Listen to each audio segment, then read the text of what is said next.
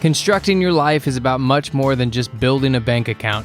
Each week, join real estate entrepreneur and mindset coach Austin Linney as he interviews guests who are constructing their dream lives and impacting the world around them on a daily basis. If you're an entrepreneur or wanting to start a business, or you just want to hear motivating stories of how others have overcome the odds, you are in the right place. And now for your host, Austin Linney.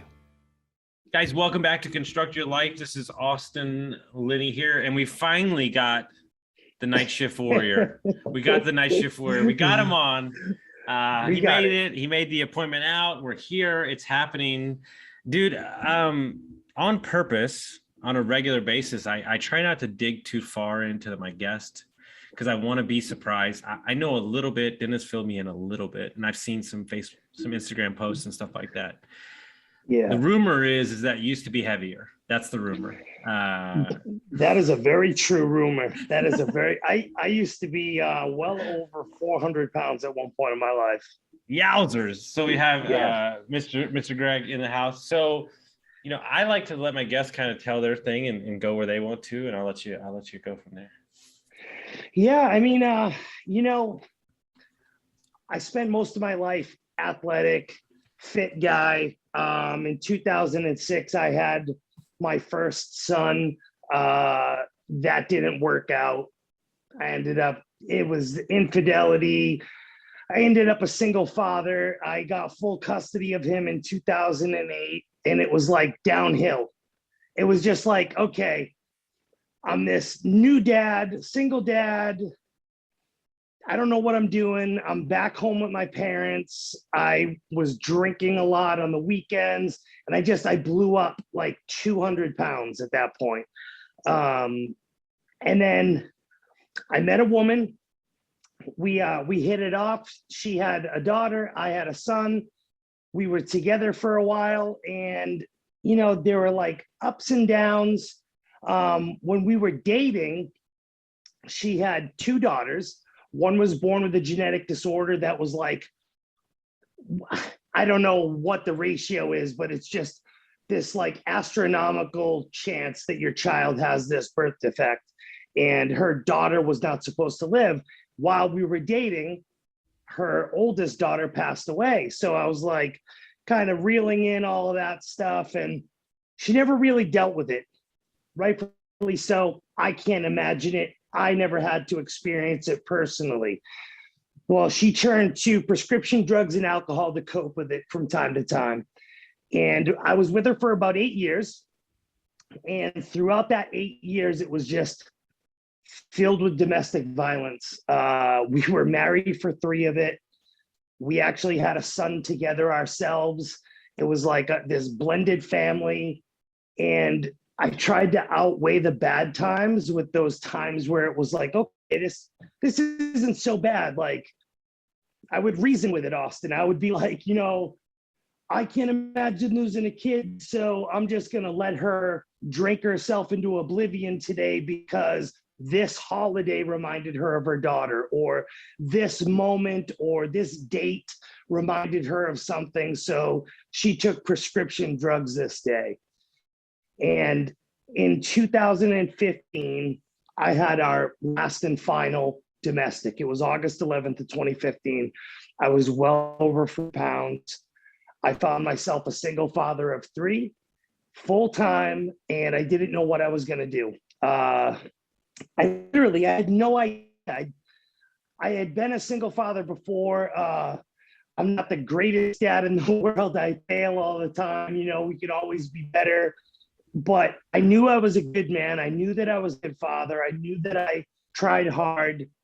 And I wanted to make things work. And through this whole beginning of the divorce process and everything, she went and signed over the parental rights of her daughter, who I was full dad of for 8 years, to her parents. And it was kind of like my rock bottom. It was like, my life is falling apart. I have the one thing, or one of the one things that was kind of holding me together. The children held me together the whole time. Kind of just ripped from my life. It was like a piece of my heart was torn from me. And it was in that moment, November of 2015, that I started to like break apart. I started to fall apart. December 1st, 2015 was when it really hit me. And I woke up that morning choking. I wore a CPAP machine because I had severe sleep apnea, and I had acid reflux, bad cholesterol, all the things that somebody over 400 pounds should probably suffer from. And I couldn't breathe. I woke up and I tore the mask off my face. I literally ripped the CPAP machine off the nightstand. I rolled out of bed, and by roll, I mean like I was like a turtle on his back, dude, 400 pounds. There was no grace in it at all. Not being able to breathe and waking up like that. I remember making it to the bathroom, and I was crawling on the floor, pulling myself up on the vanity, and I was purple and blue in the face. I was dry heaving in the sink, and I couldn't breathe. And I just remember going through my head, praying to God, going, please, God, don't let me go out like this. Don't let this be the final breath that I take. Don't let this be it. And I threw open the medicine cabinet. I grabbed a roll of antacids, and I can't breathe, and I'm putting things in my mouth at this point. It was absolutely absurd. I get this whole roll of antacids in my mouth and chewing them. I'm trying to get the fire out in my throat from the acid reflux.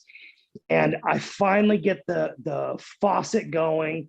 And I remember at this moment, drinking water and then coming back up and taking that first breath, and my lungs like completely filling with air. And I just remember looking in the mirror and looking at myself and saying, dude, we need to do something about this. This is not okay. Something is going to happen to you, and then your boys are not going to have a father. And then what? What are you going to do at that point? And it was the most divine thing because, man, God saved me. I had a conversation with myself in the mirror.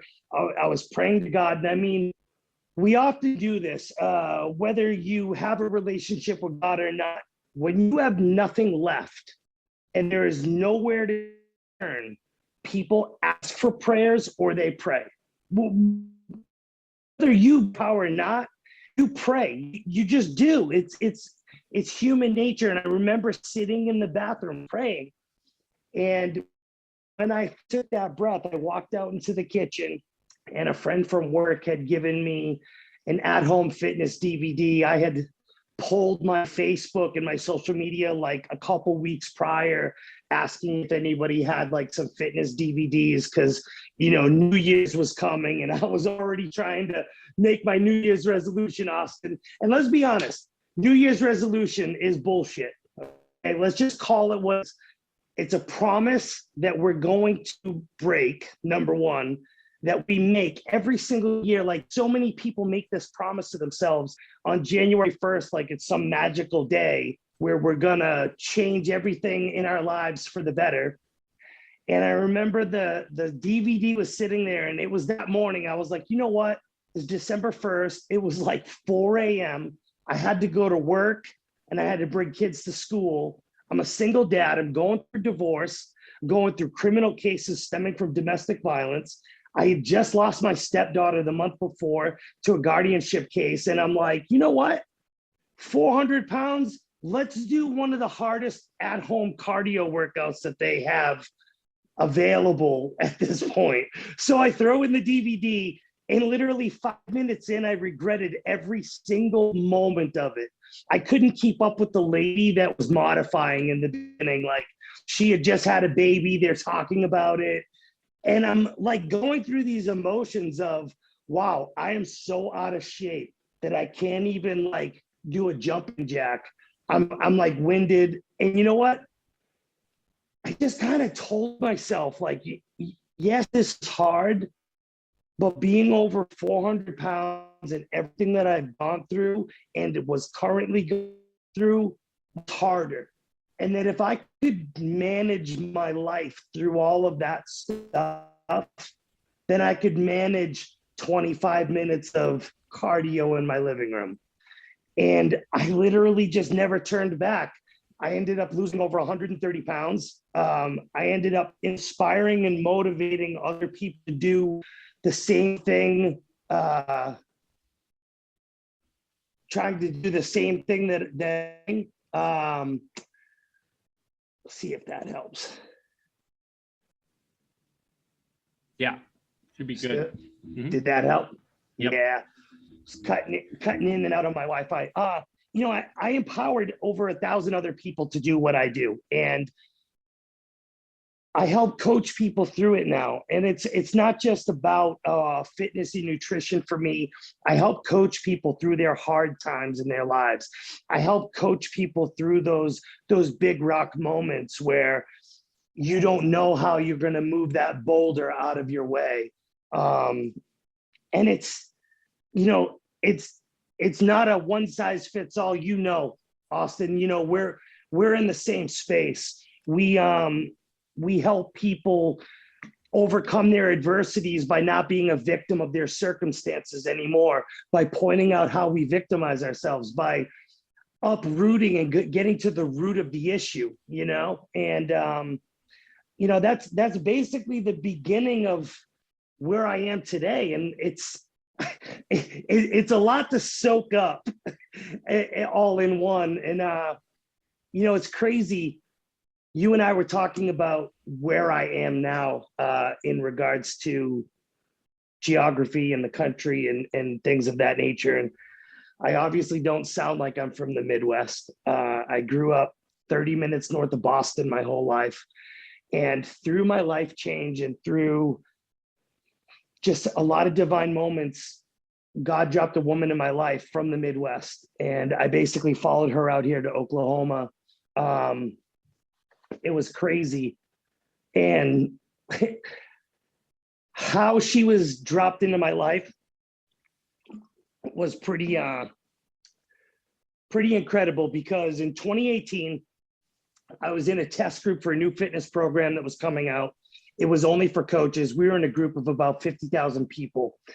And my schedule, my routine was so consistent that everybody in my life, on my social media, my close family, they all knew what I was doing and when I was doing it, because I was sharing every moment of my life so openly.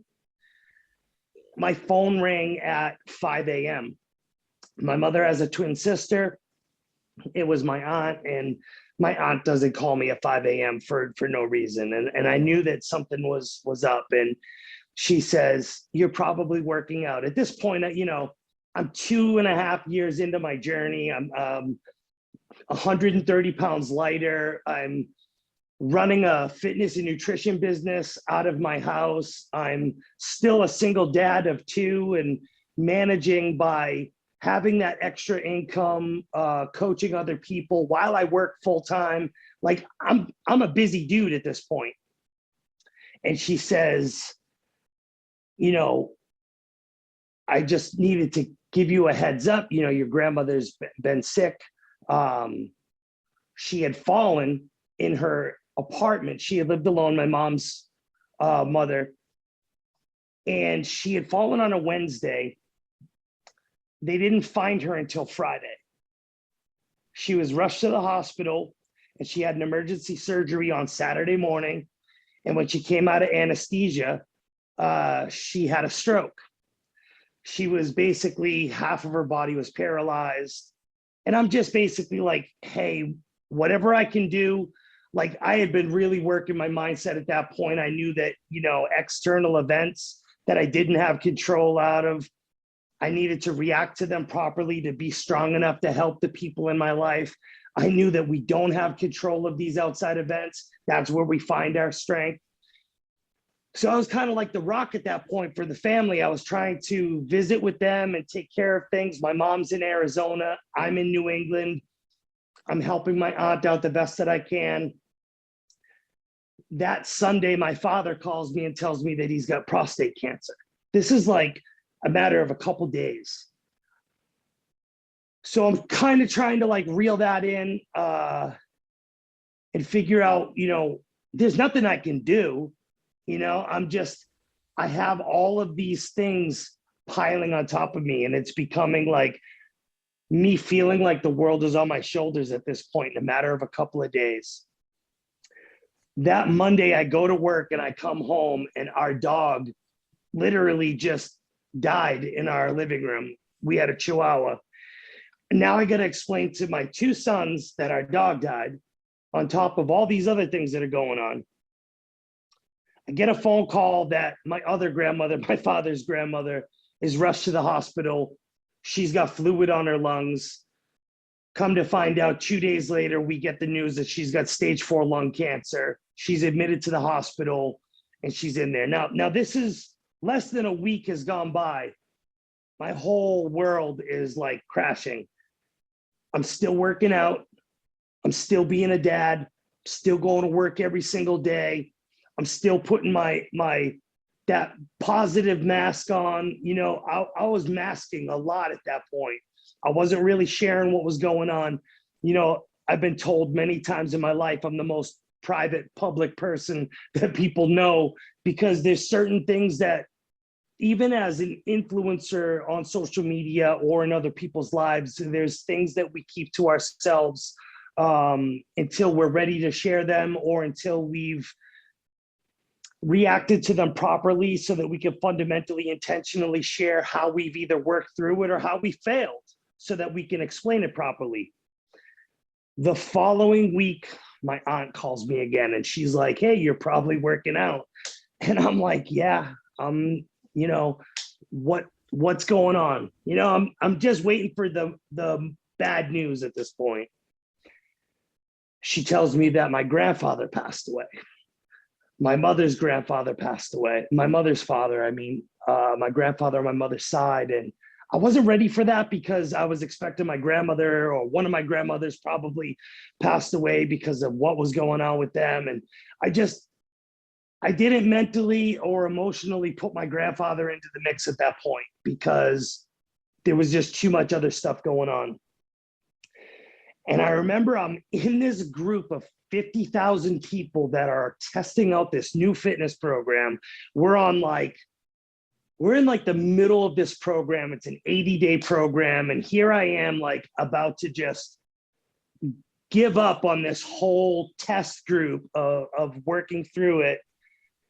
And I let my aunt go and I said, "Hey, just let me know if there's anything that I can do. I'm going to take the day." I had already made it a decision. I said, "I'm going to take the day off. I just emotionally and mentally can't really handle going to work and being responsible for what I was doing at the time as a career." And I knew that I was better off at home, but I knew that there was nothing I could do. And I said, "If there's anything that I can help with, or if you need anything, let me know." And she said, "Okay." And I let her go. And I just pressed play again. Like I had paused I just pressed play again. And I finished my workout in dead silence, no music, nothing.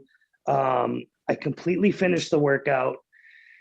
And I remember I put on like, I don't even remember what it was, like some 90s hip hop, like Kid and Play or something.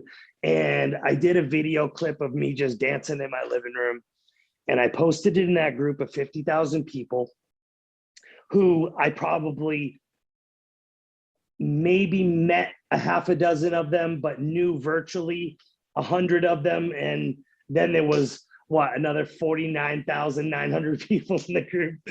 And I posted in the group and I said, "Look, nobody knows what your battles are unless you share them. Nobody knows what you're going through. Be kind to somebody today. And at the least, dance through what you're going through and just dance it out, because there's something that is fundamentally beneficial to, even if you can't dance, just turning on some music and dancing it out in your own living room." And that's what I did. And I posted it in this group. And this woman responded to me. And she had wrote out a full message and then deleted it because she wasn't sure at the time. I mean, you don't know what people's beliefs are. You don't know where people are at mentally. You don't know where people are at emotionally or spiritually. And she just prayed over me. She didn't say, I'm praying for you. I hope things work out, prayers up, the typical things and interactions we see in life and social media. She literally wrote out a prayer. She said, "Dear Father of Abraham, Isaac, and Jacob, please lift this man up and carry him through what he's going through. Give him your eyes to see, your ears to hear, and your heart and your mind for understanding and patience through this time. Please shine your face upon him. I pray this in your son Jesus' name, amen." And I'm like, at the time, I wasn't going to church. I had no relationship with God anymore, even though he had just saved my life 2 years ago. I was a potty mouth single dad who was the life of the party, who just didn't care. There was no relationship at that point.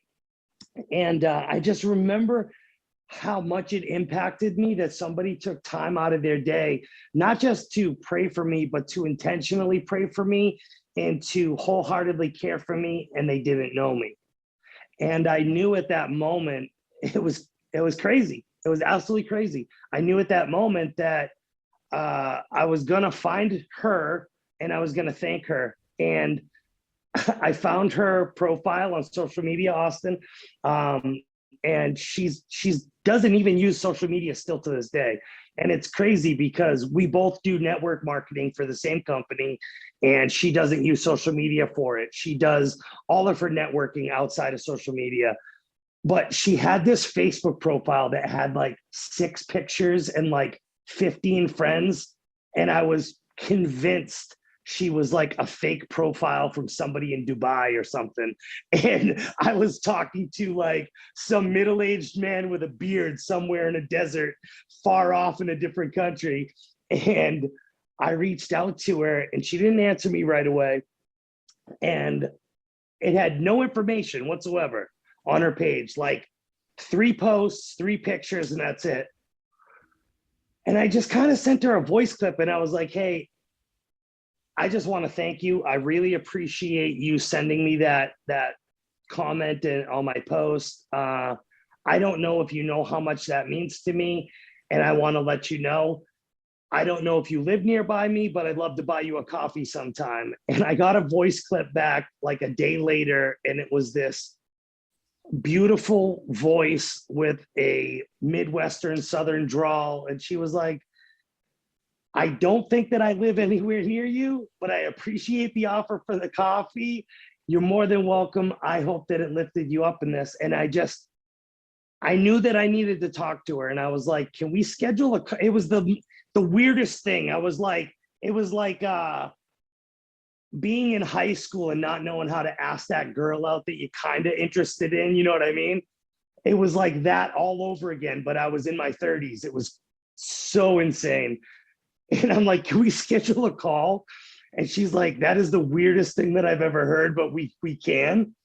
And we completely hit it off. And a couple of years later, we're married and we have a kid together ourselves. And I've moved out to Oklahoma now, and it's been crazy, dude. It's been absolutely crazy. There's so much in that story, but I think what's the most important thing, and you hit it, and I just got off a podcast earlier on somebody else's, and I said the same thing.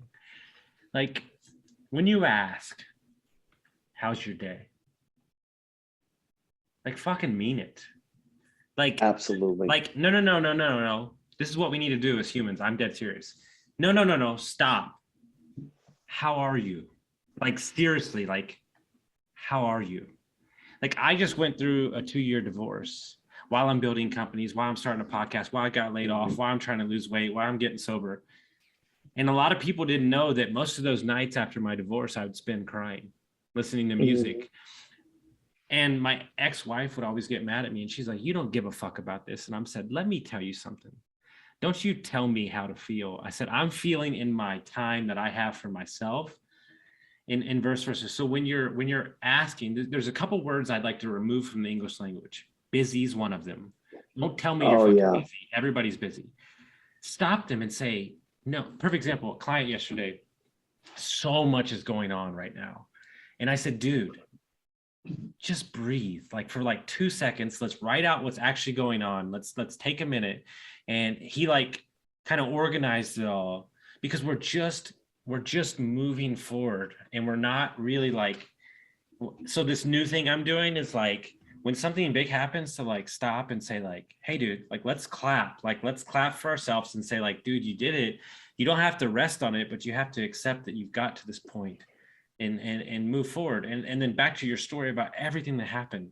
There's a word that I think gets bastardized in the English language that we need to change, and the word's crazy. I love the word crazy, because I had to be crazy enough to think I could get sober. I had to be crazy enough to know I could start a business. I had to be crazy to know I could lose 80 pounds. Like, you have to believe that you're crazy enough to change the narrative and say, what if? Absolutely. Absolutely. And you hit the biggest thing that means the most to me is language in itself. Just weak language that surrounds our lives. Like, when we talk negatively about ourselves, we're taking away from ourselves. And I tell people all the time, like, when you say I'll try, or I hope so, or things like that, you're giving yourself an out, right, Austin? You've given yourself that opportunity that, okay, if my plan A doesn't work, my plan B was, okay, well, I said I was going to try, or I hoped that this was going to work and it didn't. Who cares? Stop saying that. Just say, you know what? I'm going to do it. Well, you know what? 10 years, I'm still going to do it. I had a client text me yesterday, said, I'm going to burn the boats. And I said, not only are we going to burn the boats, we're going to burn the village. I said, we're just going to leave it all. You know what's interesting? And I think you of all people would get this. You've had a lot of life shifts, and me too, like many times blew my life up. There is a freedom in blowing your fucking life up. Like, because too many of you are dragging luggage that you can't get rid of, but by blowing your life up and completely saying, fuck it, you get to take what you want and leave the rest. There's a freedom in that. 100%, Austin. And you said it too. It's that luggage. It's like, I've spoken at seminars, and I've spoken at different events. And one of the exercises that I did at an event once was, I had everybody get up, and I had everybody take the chair, because there were individual chairs at the hotel conference room that we were in. And I said, I want everybody to pick up their chair and hold it out in front of them. And then I just started talking. I just started talking, and I watched the audience as everybody held their chairs. And a few people set it down. And I mean, I talked for minutes, Austin, and people were still standing with their chairs. And I said, if you're still holding your chair, I want you to look around, and I want you to notice the people that have set their chairs down. And they looked around, they noticed, a handful of people had set their chairs down. I said, now I'm giving you permission now to set your chair down as well. And the rest of the people set their chairs. Now everybody's looking at me like I'm a lunatic at this point. And I said, the thing of it is some of us know when to let things go and some of us don't. And I want everybody right now to give themselves permission to let go of the things that you're carrying through your life that no longer serve you. That's that baggage and that luggage that we carry for no reason. And it's such a heavy burden, brother.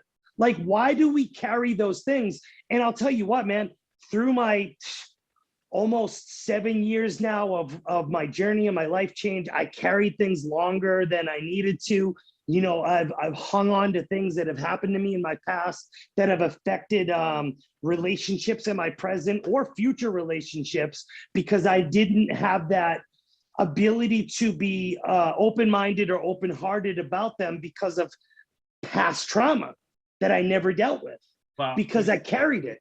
I said this on a podcast the other day, and a close friend was like, I just had to pick my brain up off of you literally knocked on the floor. I said, listen, your goals are only a past reflection of how you view yourself.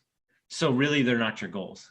And she's like, fuck me. And I'm like, because here's what I live off of. We're building a really big business right now, like a really big, like 50-year legacy project, like in the planning stages. Do you know that we haven't once talked about what the business is that we're getting into.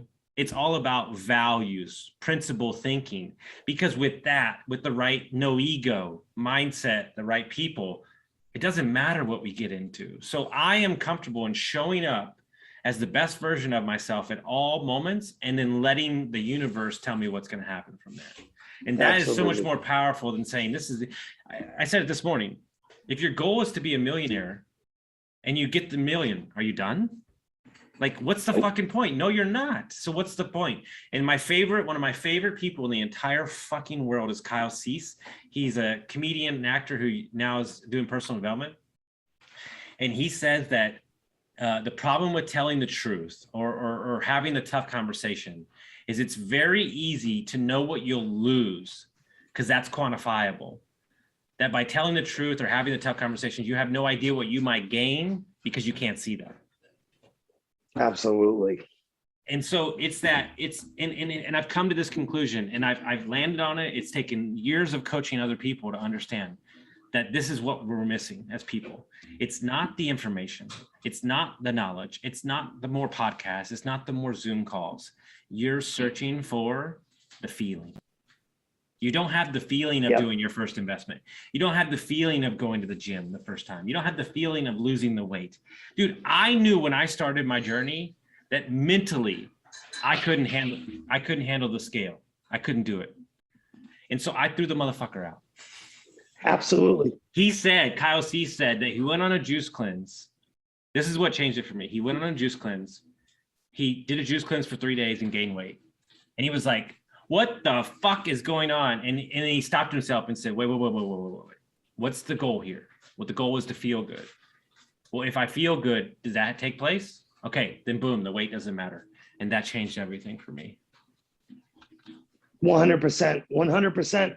And I tell people all the time, like, when I started, my goal was never weight loss, man. I actually never intended to coach other people either. Like, that was not even on my realm of goals at that point. My goal was simply what you just said, to make healthier habits, to be a healthier person, to not wear a CPAP machine anymore, to not have to take blood pressure medication, to not have acid reflux anymore. Like, those were my goals, was just to be healthier. Weight loss was a byproduct. Becoming a coach was a byproduct. Meeting my wife and having a child, byproduct. You know, all of the things and all of the successes that come to us in our life are typically byproducts of small wins. It's a compound effect of tons of small wins over time, and that forward momentum that we build by just being 1% better each day. Like, it literally, all it takes is making better decisions in your day each day. And it's simple things like, I mean, we've heard them all, the big three, or the daily three, or doing your morning routine. Successful people leave clues, and one of them being is that big three. I call it my daily three. I do something for my mind, I do something for my body, and I do something for my soul every day. Something from my mind would be, reading personal development, business development, learning something new, developing myself, or changing something about myself that I need to work on.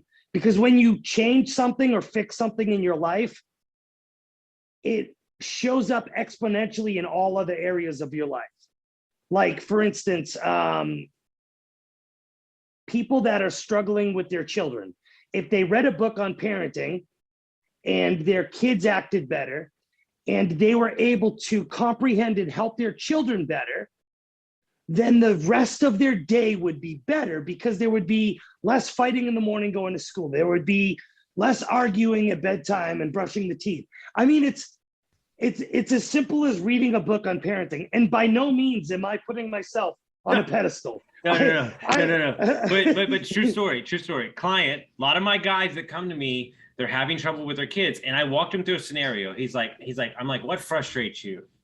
And he's like, well, like I feel uncertain about where I'm headed, and that's when I get frustrated in business because I left my job and all this.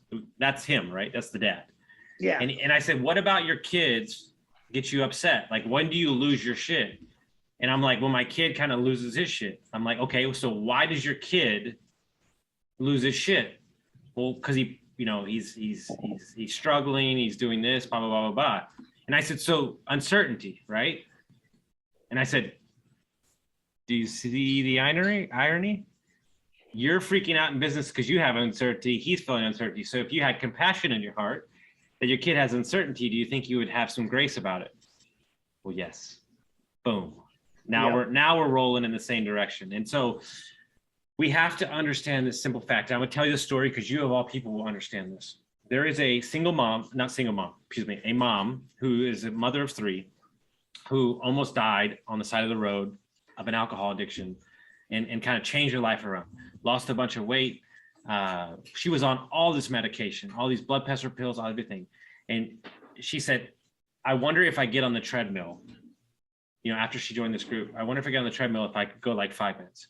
Well, 5 minutes turned into 15 minutes, then turned into running and so on. So fast forward a year later, and she's off all of her medicine, on no medicine, lost 40 pounds. She's great. She's coaching people now, but that's not the change.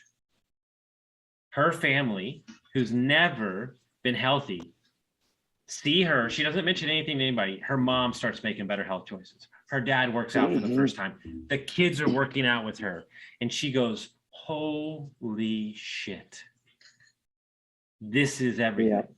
And I'm like, dude, that just makes my heart just melt. Because when I got sober, and I'm trying to point my finger at everybody and saying, you should get sober. It's better for you. It's better for you. Everybody's like, fuck you, kiss my ass. The moment I shut up about it and just live my best version of my life, and 3 people reach out to me and they said, I got sober because of you. I'm like, I didn't even speak to you. I know, but if you could do it, then I can do it. That changed my whole life. It's not about what you're telling people to do. It's being the example for them to become.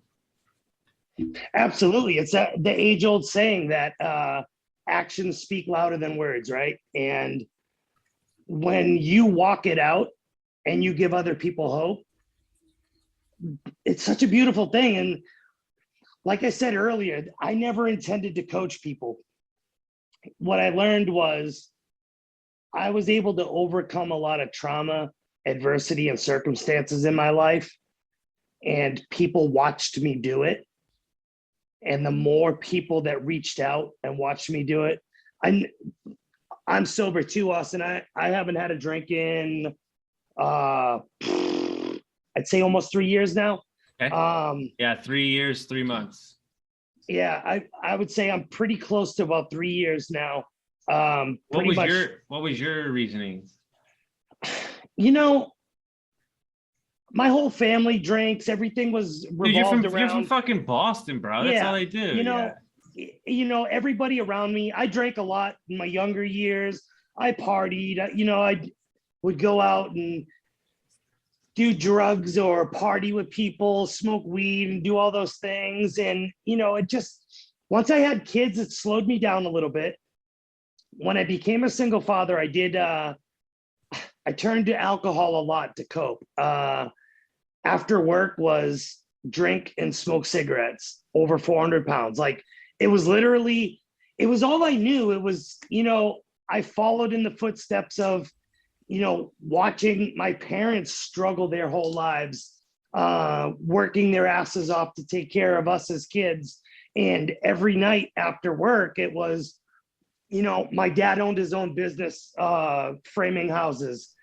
And after work, my father would spend hours on the phone going over blueprints of upcoming houses, talking to clients, talking to contractors, and drink beer. Like that was what happened. And then I got into the business. We drank beer after work.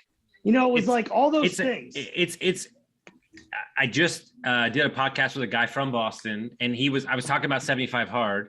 And he was saying, I know, but like, there's all these things that come up, and like my birthday, and like, he walks me through the scenario, and I'm like, well, you're hiking with your friends, and like afterwards you're having dinner. And I was like, do you need the drink? And like, I'm like, look, dude, you can do whatever the fuck you want, but it's like, you're more worried about what people are going to say to you. Like my favorite thing is, and I appreciate people for asking, like, but I'm a master bartender and they're like, hey, you know, can we have a drink in front of you? I'm like, not only can you have a drink, I'll make the drink for you. Like I'm all about it. But for me, it didn't fit in my life anymore. And my joke, you probably never heard my joke, is that if we were in a business meeting, there's 6 people in the room, and I took an 8-ball of cocaine and I busted it out on the table and I did all of it, everybody at the table would go, that guy's out of fucking control. Mm-hmm. If the same guy drinks a case of beer a day, they go, oh, that's Frank. He just likes beer. Exactly. Fucking horseshit. It's ridiculous. It is. It's ridiculous. And we've made it so socially acceptable, and I'm not okay with it anymore. And thank God people are waking up to realize that it's a fucking poison.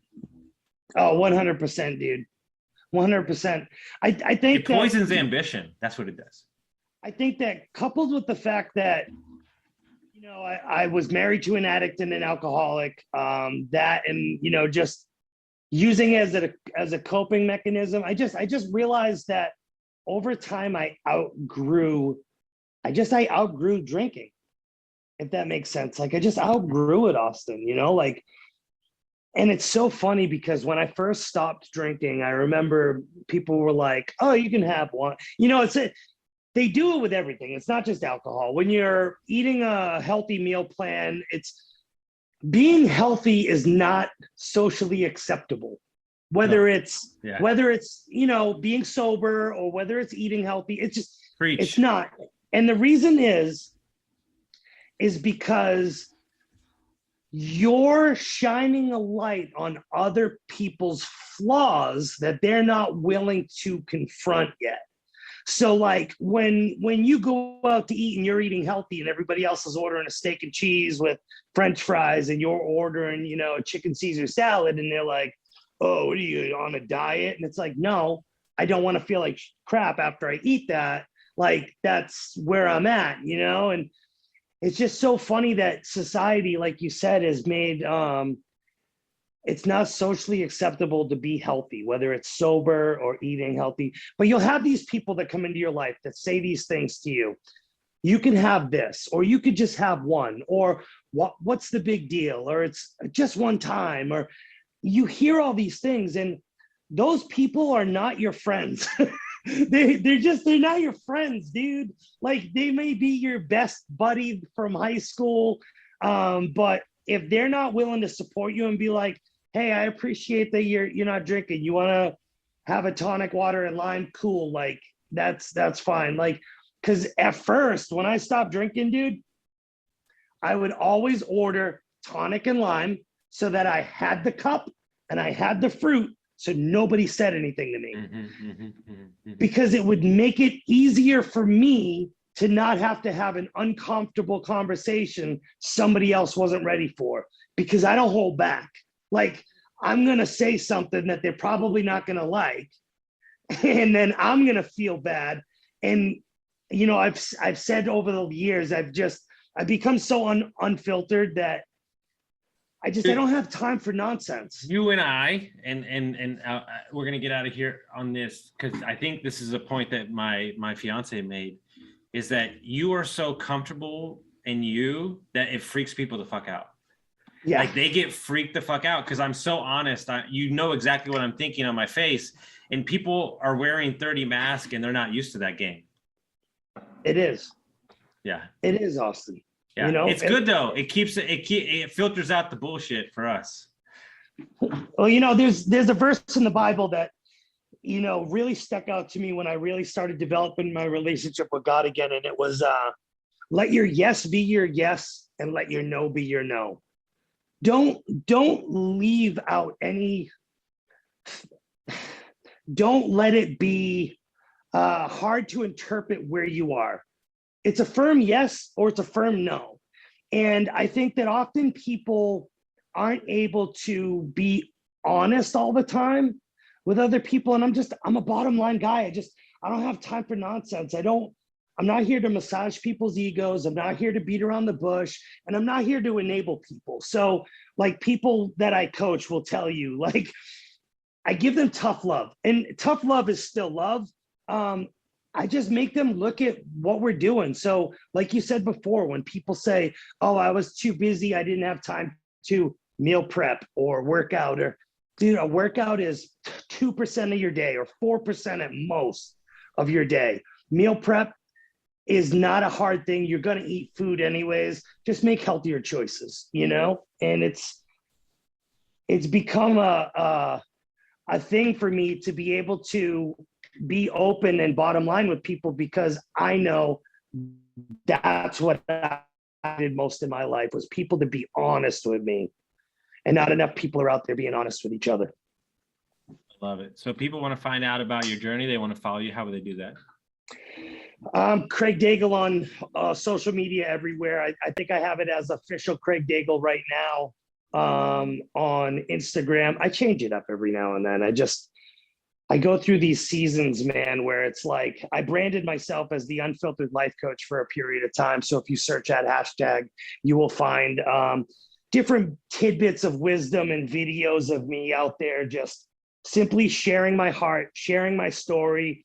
No nonsense, no BS, unfiltered, raw, honest, and me. Love it.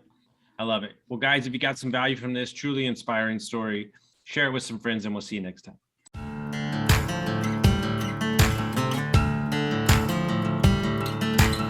Thank you for listening to Construct Your Life with Austin Linney. If you enjoyed this episode, be sure to rate, review, subscribe, and pay it forward by sharing with a friend. Most importantly, take this opportunity to start constructing your life by taking immediate action on what you learned.